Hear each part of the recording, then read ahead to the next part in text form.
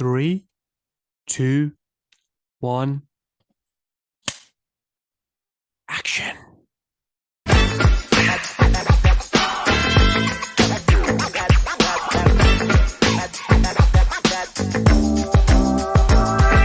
Well, let me tell you something, brother. Hey, Jesse. Hey, Humza, good to meet you, man. Nice to meet you, man. How's everything going? Good. Yeah. Just busy working on different things. Oh, there was it. Oh, there we're back. Sorry, I Okay. just lost it there for a second. Yeah, no, I appreciate you. I mean, lo lovely to meet you first and foremost. I know I've heard your name a lot for the last couple of Oh, years. cool. Obviously, Cool, we have cool. our mutual friend. Yeah, yeah. Um, How do you know Richard? we worked together for oh God, about like 2 and a bit years. Yeah.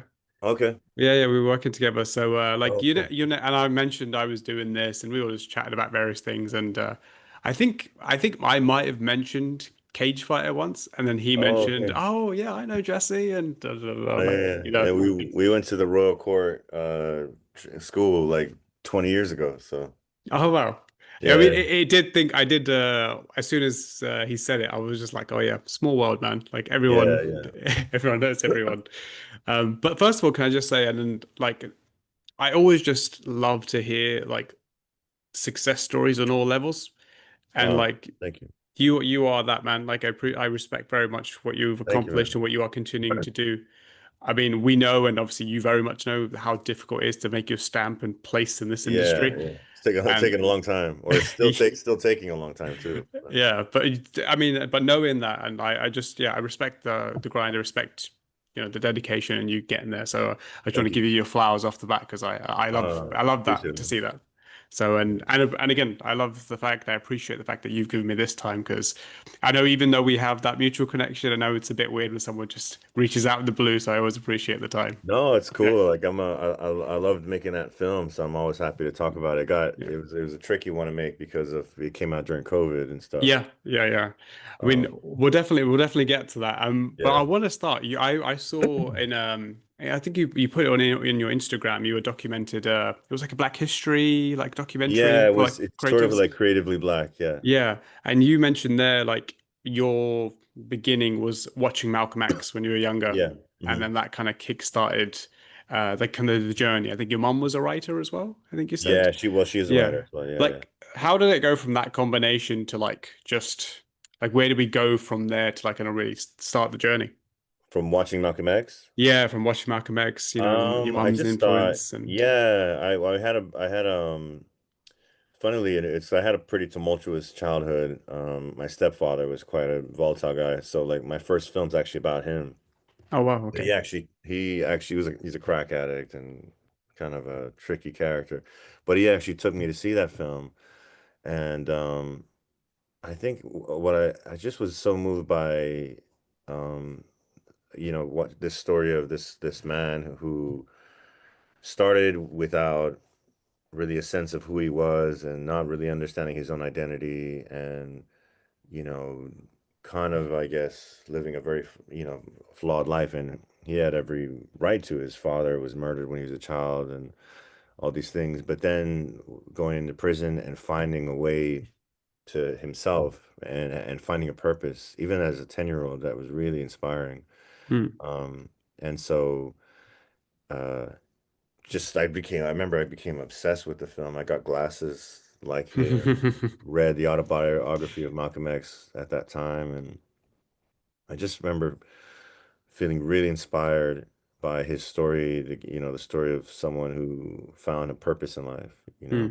And then I guess looking at, all the things that make up that story, the director, the writer, and all that. And I just thought I would love to try to do something like that. But it took me a long time because I was a very big sports nut. I was playing baseball and trying to be a pro up until I was like 19, 20. So it was a very kind of circuitous route to getting into filmmaking, but that was definitely the seed of wanting to Yeah. tell stories. How did your mum come into play? Like was that like a subconscious thing that like Well, she you was took always writing. inspiration? Yeah. Yeah, I just always saw her writing.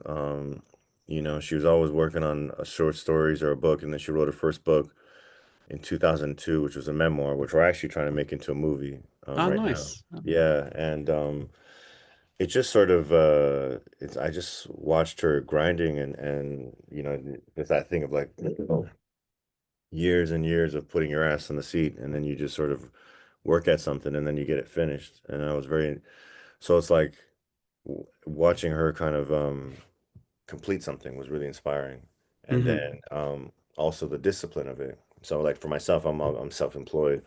So I have to be very disciplined and if I have hours that I've got to write, I just do it without, like it's that like I'm my own boss. And I watching her do that really showed me how it can be done.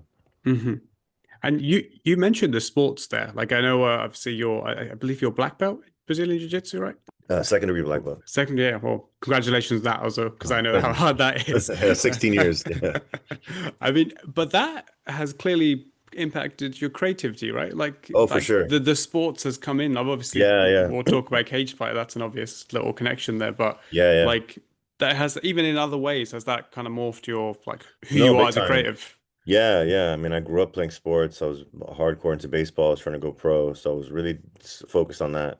And yeah, I think even though I didn't become a ball player, the discipline of, training and exercise and kind of like going to practice and hitting whatever reps you need to hit, that was really good for me. And like when I, just that discipline applied to baseball. And then when I became a martial artist, um, there's so many beautiful things in Brazilian jiu-jitsu about humility, about working under pressure, um, about kind of like, strategical thinking, stuff like that. So like so many things from my martial arts in particular apply to my kind of creative career. And a really cool thing right now is that my son is 16 and I'm starting to train him. He actually trains under my brother because my brother has Nice. a jiu-jitsu school in Sussex. And um, just sort of keep passing that down to him, and that's been really a really rewarding thing. He's 16, but I'm 6'2", and he's already taller than me. So Oh well.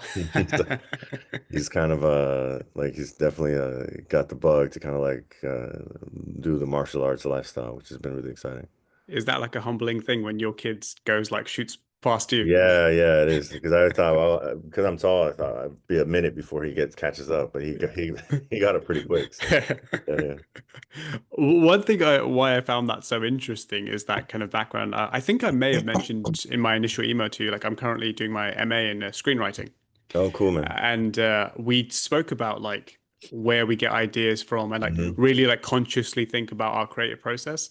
Yeah. And like mine is like obviously I told you the name of my podcast. I have big interest in Hmm. wrestling and all that kind of stuff. So Yeah. mine stems from that a lot, but in sports in general, I feel like Hmm. I was like everything I do always seems to pop up from there. Like Hmm. we had to do like a recent thing where we had to create a pitch episode for an X-Files for an X-Files episode.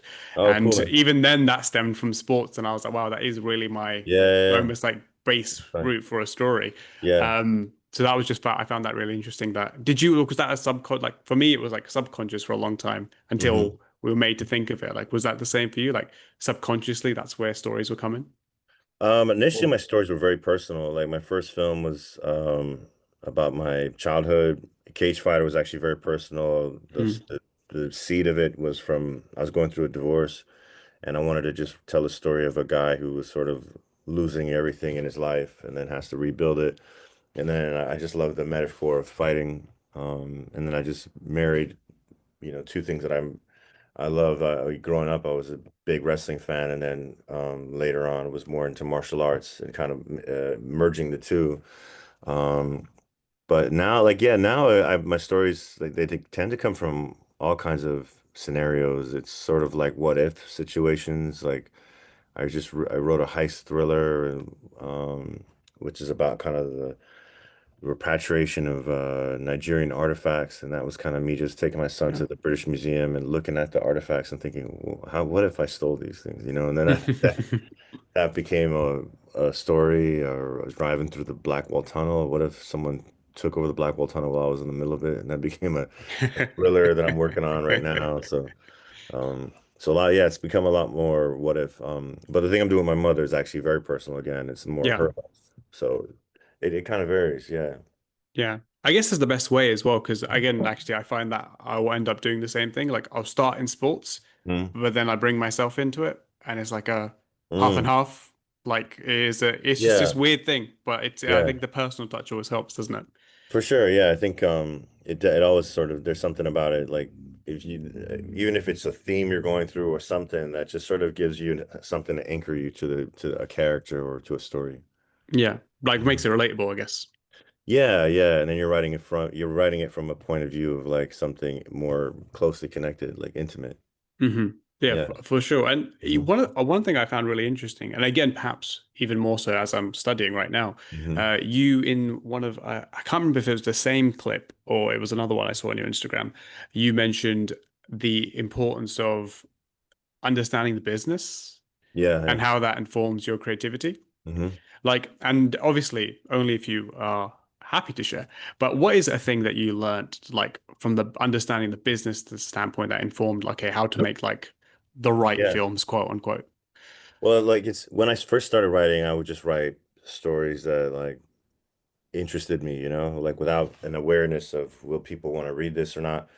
But I think the thing is, in film and t TV, it's a very expensive art form. Hmm. And, films, you can cost a few million, TV, a few million per episode. And so I think it definitely helped me to understand. I think it's for me, I find it important to have an awareness of what people are looking for, like what genres are popular right now, or what like I would just send ideas, just scattergun approach to like everybody. Now it's a bit more targeted. Like if I'm writing a thriller, I'll approach people that I think, oh, they might be into thrillers. Hmm. And just an awareness of like comparables and other films that may have come before it and how they may inform how you approach it. So I guess it's just having a bit more of a sense of the audience and studios and how what they're thinking and what they might be looking for. Hmm. Understanding the landscape, shall we say? Yeah, yeah, yeah. Yeah. Mhm. And read Yeah. so then I read the trades quite a bit and Yeah. I watch as many films and TV shows as I can just to see what's out there. Yeah. No, no, absolutely. And to be fair, that's selfishly reassuring as well. Like things we're learning and seeing Oh you yeah, yeah. successfully applying that. That's cool to I wish see I as learned well. it sooner. I kind of got in, it's just where was a lot for me, it was a lot of trial and error. Hmm. Sometimes it's the best way, right? I learn by doing. I think so. Yeah, yeah. I mean, yeah. I mean, there's mistakes I made in my first feature, second feature, different TV shows I've worked on. So you're always learning for sure. Yeah. Mhm. And we just crossed 5 year, or recently, a few months ago, I think, 5 years of Cagefighter, which was Mhm. your Yeah, second feature. yeah, yeah. I saw on, and I think you might have touched on this a second ago. I saw on your IMDb your first ever film, like a Hmm. short, was also titled Cagefighter. Is that correct? Yeah, yeah, yeah. Yeah. Was that like a miniature version of the Yeah, feature? I mean, it was yeah, yeah. The feature is kind of an adaptation of the documentary. And that one was it's part of what got me into martial arts. I was following this fighter, and I made it in university, Oh wow. and just got very inspired by his journey, and his dedication. And then my brother and I, we both made the film together. We started training shortly after that, and that kind of set us on our path of our own martial arts path.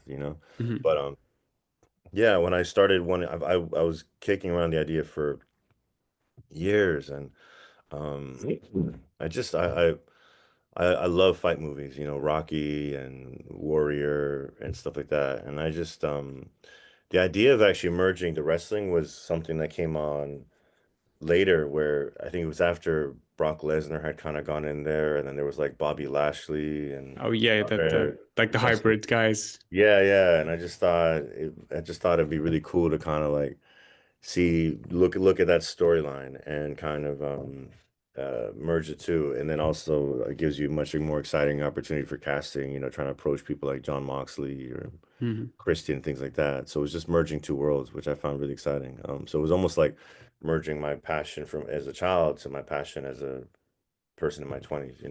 Yeah. No, I know I love that because I remember when it came out, um, and I thought it was like a bonkers idea, but like in a Yeah. great way, like because it catches I couldn't it doesn't not it can't not catch your attention if that makes sense. Mhm. So I was definitely like even if I was like I don't know what to make of this, but I'm interested. Oh, Obviously cool. the names and things like that like drew Yeah, me yeah, as yeah. well. But Um, yeah, did that come to your head? Because obviously, like if you go like strictly MMA, right, and then like you have that blend, there's the natural yeah. like, oh my God, like that can't be a thing, and like the I backlash, I think guess you could yeah, say. no, yeah. Again, it was kind of the audience as well. Like the interesting thing was like when I started making the film, I found that the MMA audience are actually quite a cynical audience. They can be kind of tricky, and I Mm, actually felt found that there was a lot more warmth from wrestling audiences, and when we were making it and everything else, and um, it was interesting because I watched wrestling a lot as a kid. Funnily mm, enough, because my stepfather, the one that brought me to the Malcolm X movie, and hmm. also um, who was also a bit of a psychopath, but he was a massive wrestling fan, and Well, so like like I was watching it religiously, in the 80s, which was mhm. some people say maybe the heyday of wrestling. Yeah, yeah, yeah. And I remember going to a match where it was Razor Ramon, and it was Oh like well. in Miami. I think it was 1994. I was about 12 or something like that, and got to touch his back. He was playing a Cuban character, Yeah. Scarface. I'm Cuban, so like he was my favorite wrestler, and so like yeah, it's just there was a lot of warmth there when we started putting it together, and it actually went after watching. I got back into it a lot. I started getting my son Mm. into it, watching a lot of AEW, obviously because we have AEW Yeah, yeah, partner. yeah, yeah. So I got really into that. And so yeah, it was a really cool experience to like reconnecting me with something that I was passionate as a kid. Um, Yeah. What drew you as a kid? Like or like and like maybe you didn't realize it when you were a kid, but like now in hindsight, do you like what aspect of wrestling did you like? mm, I mean, obviously like the physicality. Hmm. I mean, it was like as a young boy looking at these men that were like just so strong and like, I remember when I saw Razor Ramon, he was so big in person and just the kind of the athleticism, the things that they could do in the ring, that was always something fascinating. And then working with Moxley and seeing what a beast he is, and he's not even the biggest wrestler in the world, but No, no, I no. remember one time we had to there's a sequence in the film where he has to just do pull-ups, but obviously with film you got to get it from different angles. Hmm.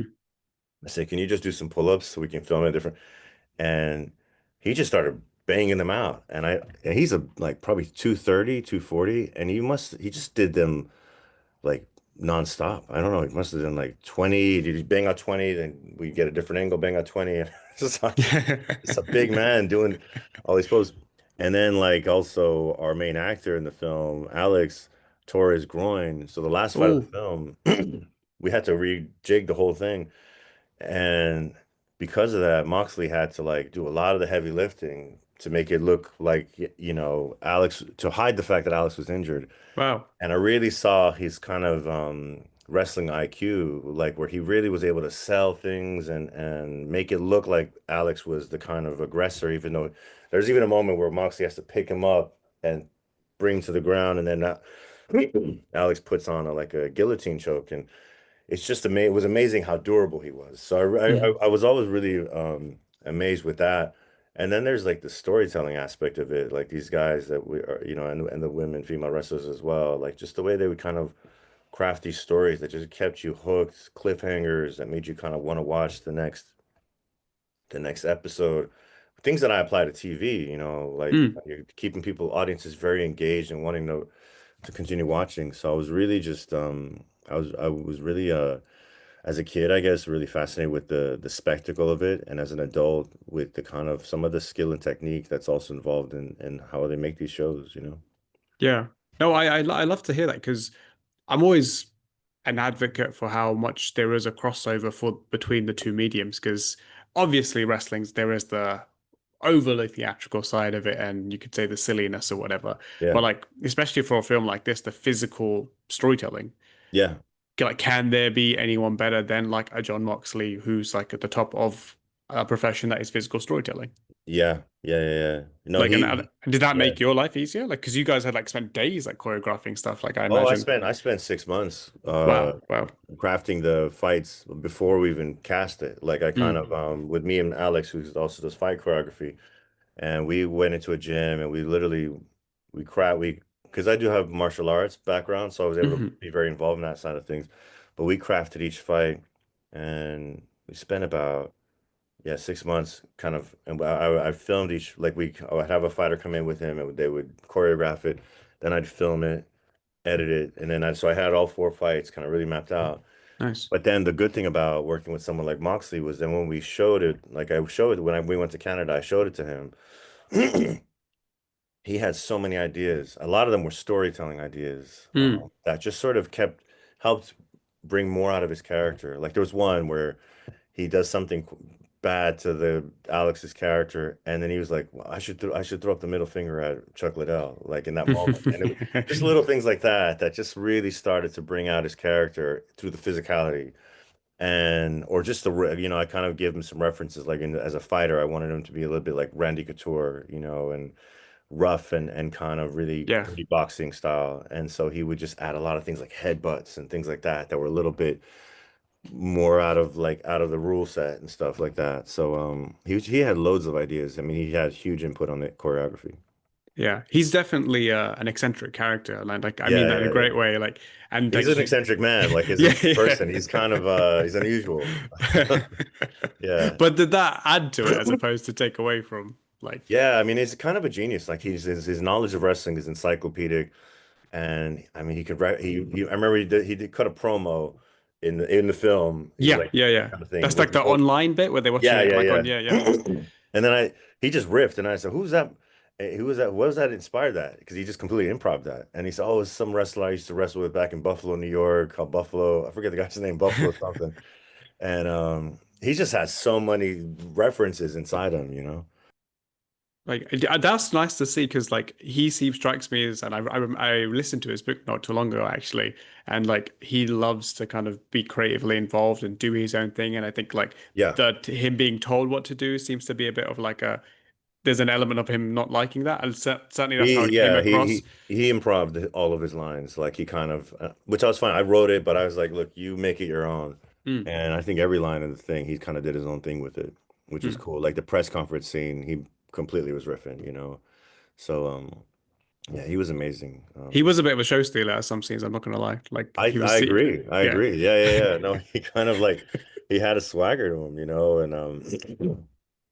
I mean that's exactly what we needed as well because when Brock Lesnar came into the UFC, he was had a similar thing where like Mm, some people doubted him, some people thought he would do well, but he just had this charisma, which made people want to watch him. So we yeah. wanted to capture that, but he did it in his own very unique Moxley kind of way. Yeah, I think my favorite was at like the very end where they have like the little interaction where they kind of make good, and Hmm. then he's like, "Oh, you owe me one drink," and then he owe me another drink, and then he's like, "No, actually, you know me, you owe Yeah, me yeah, yeah, three, yeah. That was it. That two was beers." improv. Yeah, yeah, Yeah, that it felt like that as well. I was like, he looks like he's just having fun there. yeah, yeah, yeah. No, he was cool. He was cool. Like, Yeah, did what was it like directing? Because obviously you have Chuck Liddell and you have Luke Rockhold, who have like yeah, big roles and like big, mhm, obviously prominent fighters. yeah. What was it like directing a wrestler in compared to a fighter? Um, I mean, it was interesting. They both what I would say is all of them were very serious about it. Like Luke, I think Luke, this was his first film, but they all came very like, because you could think, oh, maybe they're here just for the payday, or are they serious about acting? Are they really taking it serious? But all of them came really focused and committed. Chuck Liddell came in really on his lines, knew all of his lines, and was really prepared. And I think brought a heart and a warmth to it that sometimes was surprising. Luke as well. They all got on great. Christian as well. Christian was Mm, very much yeah, yeah. very integral to. I mean, he's an executive producer on it, and he was very Oh, nice. integral to like helping us get, um, Moxley involved. He was kind of that glue between everything. Yeah. He's such a pro. Um, Yeah. so like, yeah, they were all just real pros. I think going back to the sports thing, you can definitely feel it. I've just worked with an actor on a TV show. I won't say who, where it's like you know, you can like who didn't have the discipline. And like, you know, what I love about it, I think with and I think something this is something Moxley said is like they're actually wrestlers are some you'll find the wrestlers are the easiest going people to work with because they're so used to the grind and hard, and you can't get away with not having great work ethic in wrestling. They're working like Hmm. 300 days a year, that, you know, and they have to use their bodies, their minds have to be switched on. I mean, they're just pros, you know? They're like real pros. And that's what I found with Christian, with him, like just coming in ready, prepared, and you want to do multiple takes, they're fine with that, you know? Like the main thing with Moxley, I think he just wanted to make sure he had creative freedom to express himself, but beyond Hmm. that, he was ready to work, you know? Yeah. And we Was were it shooting like open? cold air. It was Saskatchewan. It was like Oh yeah, minus 30 degrees sometimes. Canada. I've heard. Mm. I've never been, but I've heard. Yeah, yeah. But like you had, so obviously, oh, you mentioned Christian there, and what I found really funny when I was watching it was because obviously, understandably, in the story, you have like the MMA guys being like, "Oh my God, that's the fake wrestling. This Yeah, can't yeah. be possibly be a thing." Which obviously that should be in the story if you're going to do that kind of thing. Yeah, yeah. But what made me laugh was Christian's like one of the voices doing that, and he's like a Yeah, that was legendary his idea. professional, was it? Yeah, yeah, yeah. He's like, well, I want to try wrestling, you know? Yeah, yeah.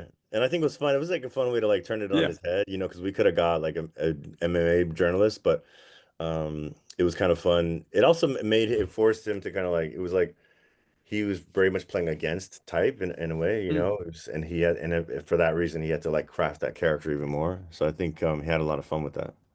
I'm not sure if you've seen some of his recent work since he's returned to wrestling. Like he's Hmm. been like, really big villain for many He was going years. back into it when he was because when we were doing the film, he's like, oh, I think I'm done wrestling. I'm not gonna do it anymore. Yeah. And then right after we finished, he was like, he was mentioning he's going back to AEW or he's Oh, wow. Okay, okay, yeah, okay. yeah, yeah. So that was Oh, yeah, kind of you caught him at that because it was, yeah, he came back in 21, I think. yeah, yeah. So he literally went and did a match like when we were in post production. Wow. Yeah, yeah, yeah. It was that's actually quite cool. Especially, I think you actually, funnily enough, looking at him physically, you could see he's getting back into shape, Yeah, actually. yeah, yeah, Like yeah. now in hindsight, obviously. Absolutely. Yeah. Yeah, yeah, yeah. Yeah. But I was thinking though that actually the fact that he wants to do it kind of makes sense because he's done like this really kind of intense like heel work the last couple of years Yeah. where he's like Yeah. just obviously loves the being despised. I think Be he the bad, did, to be the bad guy. yeah, he's done Yeah. interviews as well. He's where he's playing that kind of, Yeah, yeah, yeah. the prick for lack of better words. So actually, Yeah, yeah, it yeah. He's doesn't very good surprise at me. Yeah, he's very good at it. How did you find working like with Chuck and Luke in that story in terms of like the wrestling angle and stuff like what do they think of that? Did they think They of were, any you know they what? were a They bit were like actually, that's that I'm not sure about that no, kind of thing. Chuck's actually a big wrestling fan. Okay. Yeah, I think it's interesting. There's a lot of MMA people that are actually big into wrestling, like Daniel Cormier is a huge wrestling fan. Yeah, yeah. Cain Velasquez, Cain Velasquez, um, Conor McGregor's throwing a lot of love that way. So like I think with him, he was actually really excited. You know, for when he met Moxley, they were like taking pictures together and stuff. Mm, Luke less so. I don't think he knew as much about the wrestling world. yeah. But Chuck was excited about it.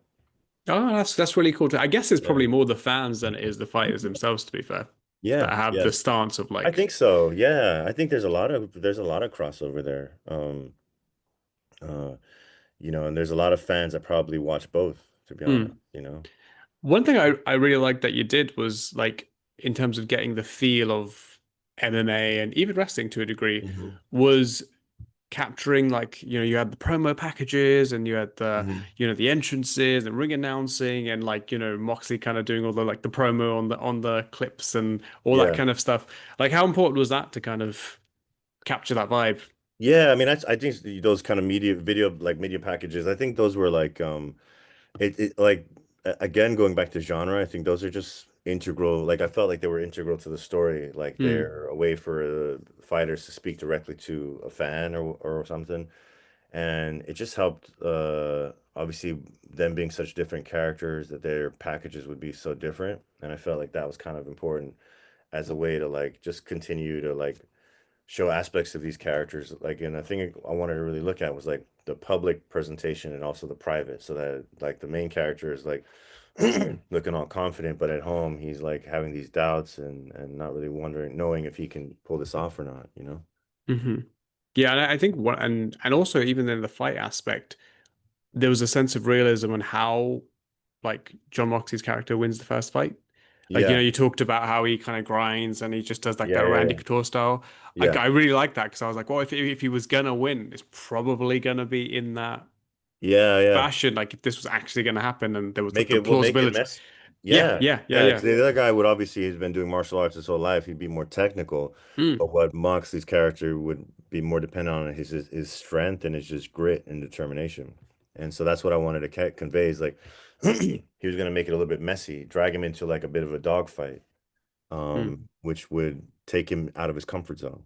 Yeah. I'm assuming you have. I'm gonna ask this question because I assume you have. Like in Pride, they used to do the really bonkers Yeah, yeah, yeah, wrestlers and yeah, MMA, and yeah, I like not necessarily like 9 times out of 10, if not 10 out of 10, the MMA and the experienced fighters won. yeah, But sometimes you could see the glimpses of what you were doing. If the yeah, like the wrestler was a bit bigger, so they might have a yeah, little like the bit of Bob six. Saps and all that. Yeah, yeah, yeah. Yeah, yeah, yeah. No, Like, there. I mean, there was a lot of little references throughout.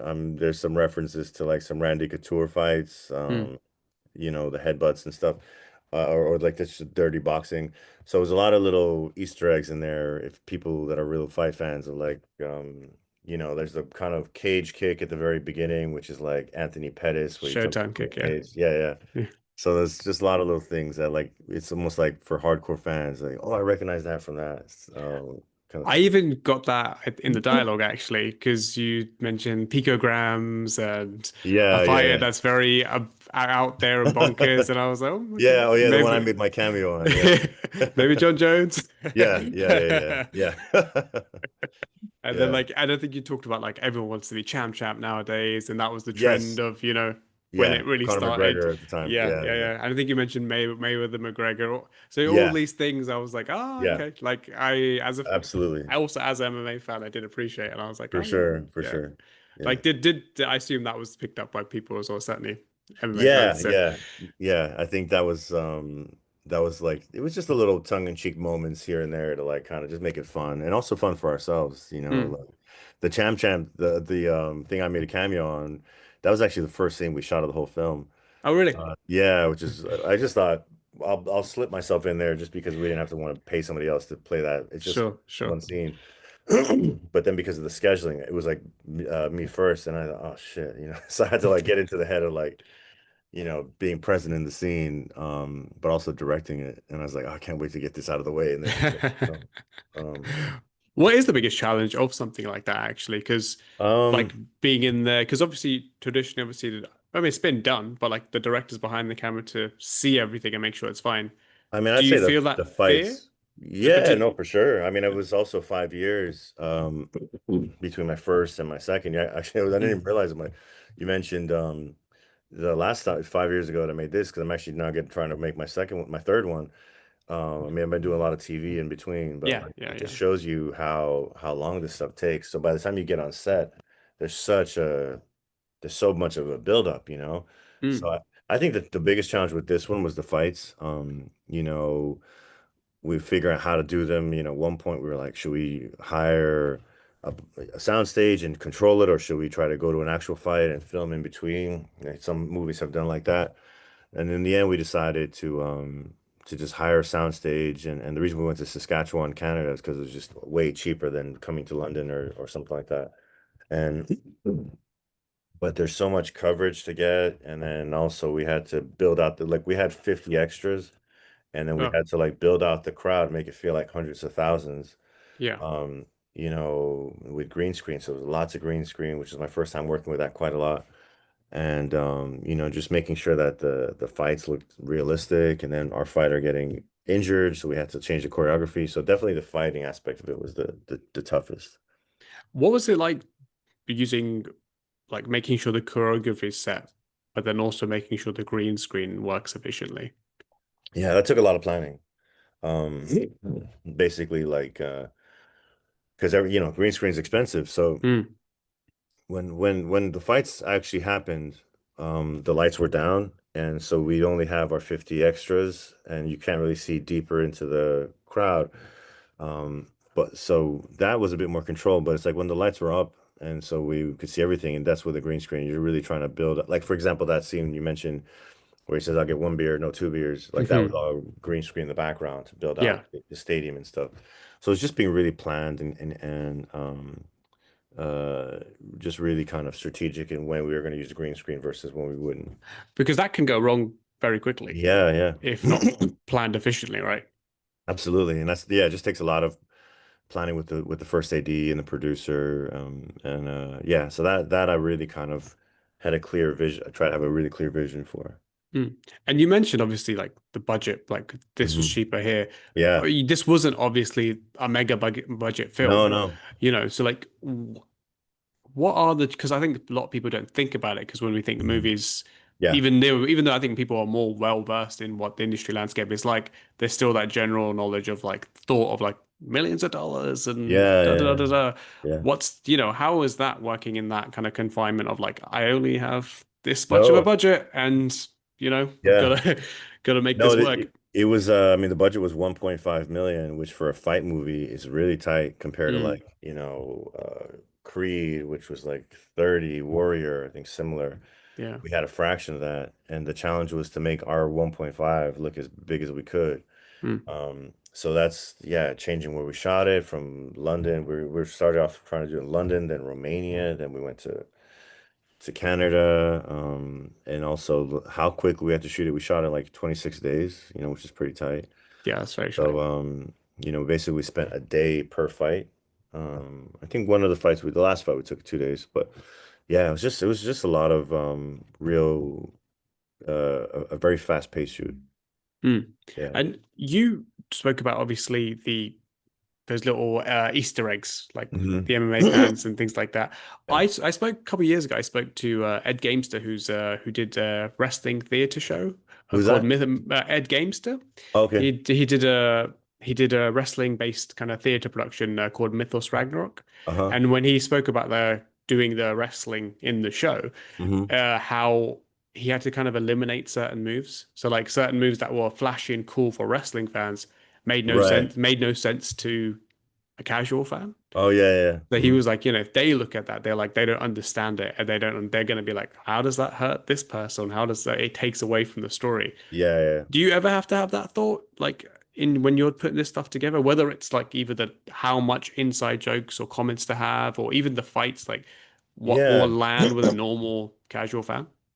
I think the main thing was like I wanted them to have very different fighting styles. So the Alex, the main character, his style was almost a little bit of a blend of Anderson Silva and Israel Adesanya, like a bit Hmm. flashy, a little bit cool. Whereas Moxley was much based on like kind of Randy Couture and a bit of Brock Lesnar, but more the stand-up because he didn't really have the wrestling background.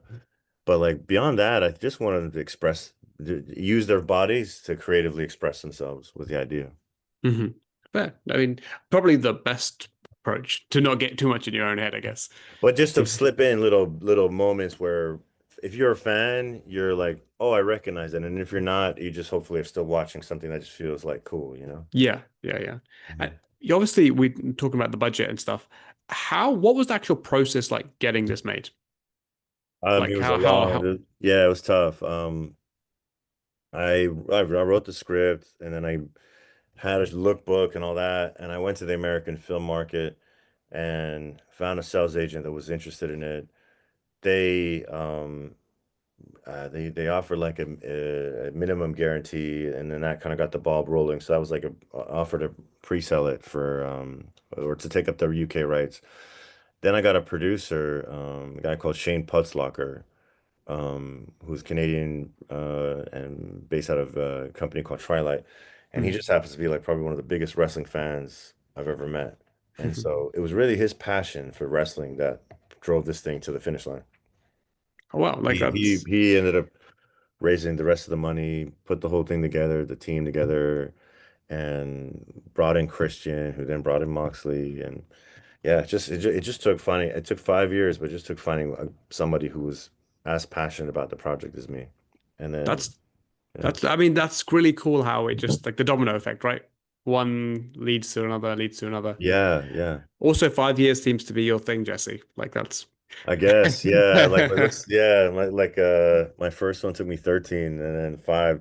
Now it's five and it looks like five. Like next year will be the next one. So like Yeah. yeah, 5-5. But hopefully as I progress, they get the time Sure, enjoy. starts to line. You also obviously you spoke about the resting passion there. This what was really good about this, and I thought was really clever because obviously it came out in COVID. We were Yeah. like the thick of COVID, and it was great. I imagine great in the sense that people are stuck home, so they're more inclined to watch it because it came out on digital Mm, and things like that on demand. yeah. And you had the wrestling aspect with John, Mhm. who was the height of the second biggest promotion Yeah, yeah. that still He exists. was on And a good he was on a good run at that time. yeah, I Yeah. think he was champ. I think at the Yeah, time, yeah. I think so. Obviously Christian, and then obviously a Chuck Liddell and these guys. So Mhm. you had like known brands and names Yeah. to kind of entice people at a time Mhm. where the market was limited of what was Yeah. new. Mhm. Like, did that work to your favor? Um, I mean, I still would have preferred because we were meant to have like a pretty big theatrical release, like where it was Mm. gonna play in different cinemas. I still would have preferred that. But yeah, I mean, it definitely seems like it kind of caught a wave online when it was released, and we had collaborators with Fight TV who pushed it a lot. Yes, yes. So That's how I heard of it, actually. oh, cool, Yeah, yeah, yeah, yeah. yeah. Yeah, no, I mean, it was like kind of it definitely felt like it struck a chord, and obviously Moxley had a really good run at that time, which was really helpful to us. So but yeah, no, it's really cool. Like even now, people still kind of reach out sometimes and say they've watched the film, and like now you can watch. It was on Crackle for a while. Now it's on YouTube. Like people, the producer just wanted to put it somewhere where people can just watch it, and so it's on Yeah. YouTube now. So Yes, people, yes. people can just go watch it, which I think is really cool. So yeah, it's something that like I that I'm very proud of, and I've got an idea for something in TV actually, which has a bit of an element to this. Oh, nice. Yeah, hoping to make someday as well. The there's a lot of things going on in the kitchen, Jesse, by the sound of Yeah, yeah, we'll have to. Like it. it's Yeah. it's like because you're spinning all these plates and then you just don't know which one's gonna like kind of gonna Take land. yeah, yeah. And obviously that was in the thick of COVID. Hmm. What was it like in that time? Because you were a working filmmaker in Hmm. that time, and then Hmm. now 5 years later, how big has this shift and how has that changed? Well, everything, I guess. Oh, in my career Yeah, or or your career, I guess, and also just generally how things are running within the industry. um yeah, I mean the industry has been hit by a couple of big things. One is COVID. The other is the writer's strike, which Mm, those two things kind of so to get close together have really affected a lot of things. And a lot of streamers have been pulling out work in the UK, like not making as many shows here. So I think right now in the UK, like 52% of people are out of work. So the industry is in a really is a really tricky place. I was really grateful, and it's just so much timing, that so I made the film. Off the back of that, I got signed by a big U.S. agent in the U.S. at Gersh, and then that kind of helped a lot kickstart my career. So off the back of that, I started directing television. So I've done like Waterloo Road, Inside Number Nine, mm. just done a new show called Cooper and Fry, and then Congratulations on those, by the way. thank you, yeah, thank you. So that kind of like shifted gears for me, and I mean, I've been like kind of a full-time filmmaker pretty much since Cagefighter, and I owe a lot of that to that film. And so I feel very lucky and very blessed to, just be consistently working. But overall, I think the industry's in a really tricky place, and in particular, as always, harder for those that are more, on the fringes, female filmmakers, minority ethnic, Black, Asian filmmakers, so I'm very mindful of that, and I try to mentor and pass the ladder down whenever I can to filmmakers that are coming up. Is there a biggest like universal like piece of advice that you give to those kind of filmmakers, especially the creatives that are kind of trying to break through, especially in this climate? I mean, I think definitely, like I think whatever your discipline is just to do like to try to be prolific with it. Like if you're a writer, I think firstly knowing the marketplace, what are the scripts that you're seeing getting made, or and then which producers are making them. having spec scripts in the UK, there was a bit of a stigma like, oh, I'm not going to write a spec script, like meaning writing it on your own steam. But Mm. I'm a big fan of doing that, and some of my best experiences creatively and financially have been things that I just wrote on my own steam. So Yeah. I think, And a couple of your, I was reading your bio, a couple of your Mhm. spec scripts got then like pushed forward and like nominated and things like that, if I'm correct. Yeah, Yeah, yeah, no, yeah. one spec, it's a heist thriller sold to Studio Canal, Mm. and looks like they're making it next year. Another Oh, one that's got good. on the blacklist. Another thing is TV is now with ITV. So like these are things that I just generated on my own. So I just think as a writer, be writing like I try to write a spec script a year, like one for film, one for TV. Nice. And as a director, obviously just building your body of work, and just I guess it's obviously going to be like your business card. So whatever the work whatever it is you want to do, you should be doing it from the outset. Like if you're into comedy or if you're into thriller or action, be doing that, and Yeah. and and be patient as well. Like it took me 16 years to be full time. Yeah. No, Not that I would say that's, not that's going to be for everybody, but just yeah. that if you're in it for the long haul, like, and this is where the martial arts comes into play. Like I tell my son this all the time. Like he's kind of like, oh, when am I going to get my blue belt? And I say, like, just have the mindset you're doing this for the rest of your life. And when you think of it like that, then if it happens in a year or 2 years, it matters much less because it's going to be one stop along a very long journey. And so I apply the same thing with filmmaking. It's like, I watch others. Sometimes people I see kind of go ahead of me. Sometimes they are behind me. And I just think in the bigger scheme of things, I'm just going to keep doing my thing. And it's not a race. Yeah. No, I love that. I'd imagine you're doing it for the rest of your life. No, I think if Yeah, you yeah. don't Well, as mind, long as I can. if you don't mind, I'm going to nick that piece of advice, Jesse, and Cool, man. pass it on. Yeah, yeah, yeah. I mean, Keep it. it's because otherwise you'll drive yourself crazy, like kind of like, looking over your shoulder or whatever. And I think got to be in it for the love of it, you know. Yeah. Do you have you ever fallen into the trap of like the comparison game? Oh, for sure. Yeah, yeah, yeah. Yeah, or look at somebody that got a job that I went for, or whatever, a director that got something I was going for, for sure. It's hard not to, but then, like I imagine some people might look at my situation and be like, oh, I wish, so it's like there's always somebody that you can look at that like is doing better. But ultimately, I think it's just I try to just focus on the stories I'm trying to tell. Yeah. I knew this was a big film for you, but it's Mhm. actually quite incredible to see how big it seems Mm. to be for you. Like it was really Oh seems to yeah. be a complete shift for you. Like Oh yeah, yeah. No, had it this not changed. happened, would everything else happen? Yeah, no, and the other thing was like when I was putting it together, I was going through a divorce. My agent dropped me. Mm, My UK agent. yeah. I since have a different UK agent, but yeah, divorce. My UK agent dropped me. I had a lot of personal issues, financial issues.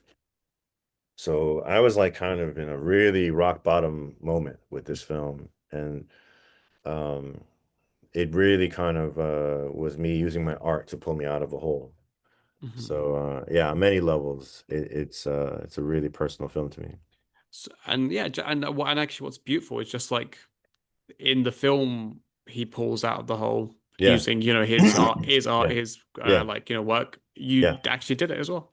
Absolutely. That was very intentional as well. Like that he's a fighter, I'm a filmmaker, but it's, two guys that are using their, however, whatever it is that they use to express themselves as their way to kind of come out of a dark place. Yeah, and obviously I can't say this for fact. I'm just going off what you've told me, Mhm. but it sounds like this film also has like the most personal elements, like all combined Yeah, yeah, for yeah. you, like Yeah, out yeah, of yeah. all the projects It's you've done. for sure. Yeah, no, it's very personal to me. Yeah. Yeah. What was the reception like when you got like from like Moxley and hmm Christian, like when the final product all came out, Alex, Um, how was the general oh, vibe no, of them? Alex was very proud of it. Moxley, yeah, no, Moxley, Chuck, I think they're really excited about it. I think overall they were really happy with it.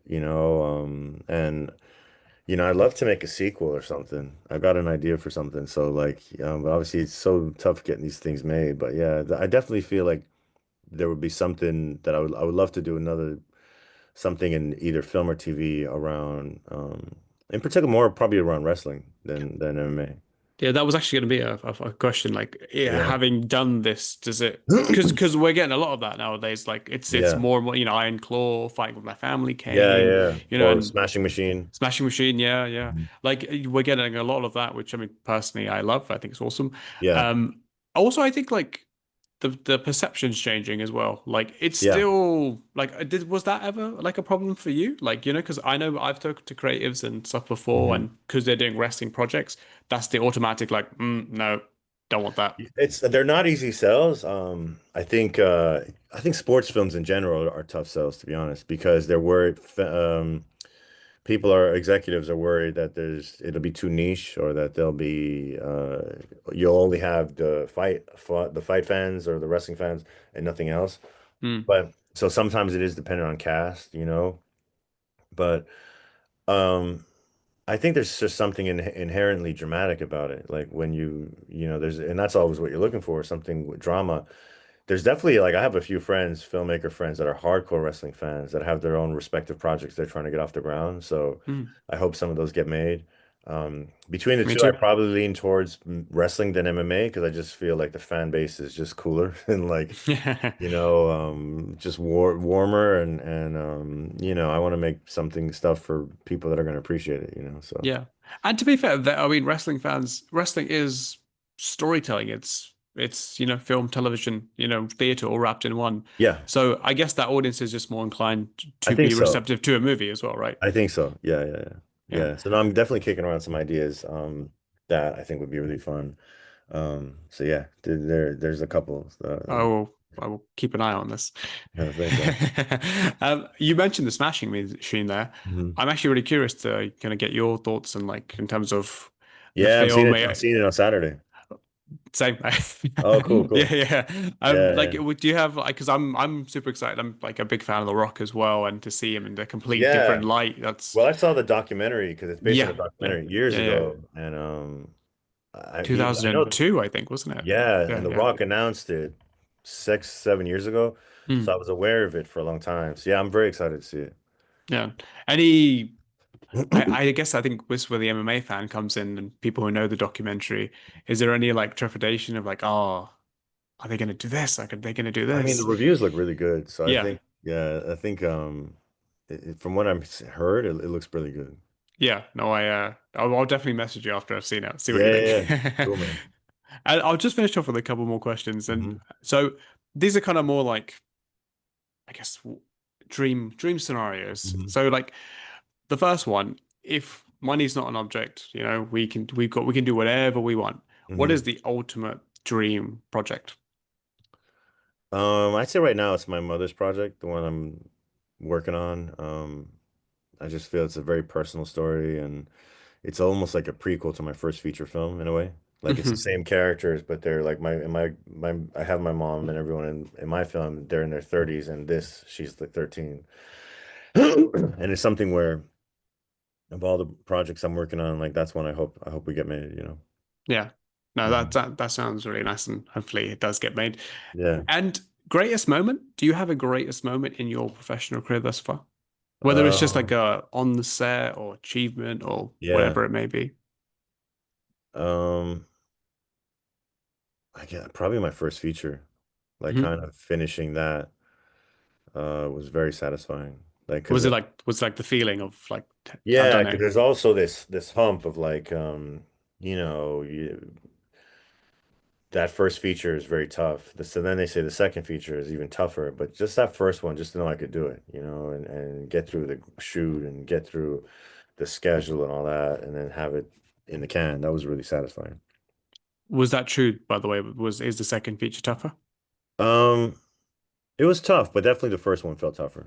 Hmm. Yeah, but then, like, there's always, like, the one I got into TV, I thought, oh, I'll never get into television directing, and then I got it. Like, I think if you stick around long enough and you just keep at it, that doors will open eventually. Yeah. And this next question is I guess I don't know if the weird is the right word, but it takes away from film and everything because you get so immersed in what you're doing, especially Hmm. because you're self-employed, so you have to. Yeah. What's the favorite non-creative thing to do? Like, what's the I can just, some people just want to chill and do nothing or go out Um, hiking or whatever. yeah, What's yeah. the I Jesse's mean, this is escape? probably still creative, but I read a lot, like Okay, books. yeah. Yeah, so like I recently got into Audible, listening to books, Hmm. and I like that because then I can read two books at once. Like I listen to one and read one. Not So at the yeah. same time, I imagine. Not exactly the same time, but like say I'll read one in the morning and I'll go for a walk in the evening and I'll listen to the book, the other one in the evening. Yeah, So yeah, I'm a big reader. I try to read about 3 books a month. So nice. Anything in any recommendations? right now I'm reading Crossroads by Jonathan Franzen, which is really good, and listening to Intermezzo by Sally Rooney. No, nice. Um, Quite so varied. yeah, yeah, yeah, yeah. Yeah, but I'm always kind of reading something. And obviously martial arts, Brazilian Jiu-Jitsu, which has been much more exciting now that my son is doing it. So we do that a lot. Is that Yeah. like a weekly, once a week, or like is that Yeah, like yeah, twice a week. twice a week? Twice, Nice. 2, 3 times a week, usually on the weekend. So my brother has a school in Sussex. And Hmm. so we go there on Sunday and then we train where I train on Saturday. So we usually do Saturday, Sunday. Yeah. And you share time between Miami and London, is that correct? Or are I you go I go to more? Miami once a year. I go to Yeah. Miami, but I spend LA I do quite a bit just Okay. for work and stuff. Sure, sure. Yeah. Do you find it more London is home now? Yeah, I mean it's been home for 25 years. Yeah. So Yeah, but my son now has been like, oh, I want to go to university in the States, so we'll have that conversation. See. Yeah, maybe that'll be the incentive to go to LA. Who knows? fair, fair. Yeah. Well, Jesse, man, I really, really appreciate it. Pleasure, And man. Really love the questions. no, I thank you. And then again, I thank you for your time. It's always so cool to hear Mhm. and inspiring, man. Like as a place Thank you, from man. where I am, Mhm. you're someone that I want to be. I appreciate that. Many people, and like even like the little pearls of wisdom and Mhm. experiences you share. I hope Thank they you. can help others as well. Like I think that's No, really it's been a cool, pleasure. man. Where will this come out? Hopefully in a couple of weeks it'll be on YouTube. So it'll be Okay, on cool. my YouTube channel. So Cool. like I've been doing my podcast for I think like properly for like a year and a half now. So Okay. we're still Awesome, man. building, and I appreciate you being Hey, part of the building process. amazing, man. Yeah. So no, I Cool. know I appreciate. And I hope we can do this again one day, man. It's been a pleasure, Be a pleasure, man. and lovely to actually after years of hearing your name, lovely to meet you and That's talk to cool. you, and it's really cool. Awesome. Thank you so much. Thank you, man.